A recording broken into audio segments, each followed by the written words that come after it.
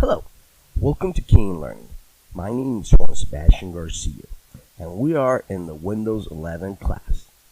On this episode, we're going to look at the details of security of Windows 11 and how to understand the controls for Windows 11. So basically, on the Windows operating system, we have the settings panel where we configure the network and the internet. Now if you click on it, you're going to notice we have the status bar. We could check if you have internet connection or whatnot. You could also reset the network directly from this button right here. That'll reset your Wi-Fi or Ethernet cable. Now if you click on the internet option here, you can change the adapter settings. Pretty much is the same look and feel of Windows 10. If you click on change adapter options, it's going to pop up the Ethernet adapter option that you could just configure it. You can click properties, change the IP address, and so on. So pretty much the look and feel, it's very similar to Windows 10, but it has a little bit of a Mac operating system feel. Now the IP address, you can change it, no problem. It'll be any IP address that you want to configure or within your network. Now if you click on Windows Firewall, we're going to have Windows Security enabled. And the Windows Firewall, now remember, Windows 10 had Bitdefender and also a firewall. Same thing with Windows 11. You could enable the firewall option. All options are enabled by default.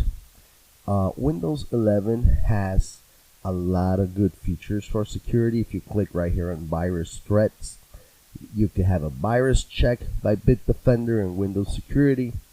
You could have threat protection, ransomware protection, and a lot of good features just to evade spyware or any virus in your malware system. Now, if you click in the account, make sure you have a Windows account. Could be Office 365.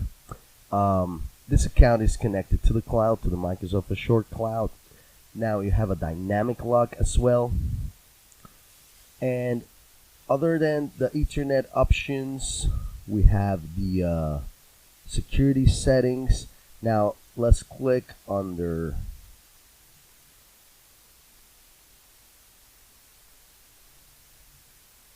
app browser control. So the app and browser control is going to let you use the reputation based protection. You could turn it on, or the exploit protection, which is embedded in Windows 11. It'll let you protect off the latest exploits for Windows. So that's a pretty cool feature. Now you could always enable it, the data extraction protection. You could also use the system settings to change those options.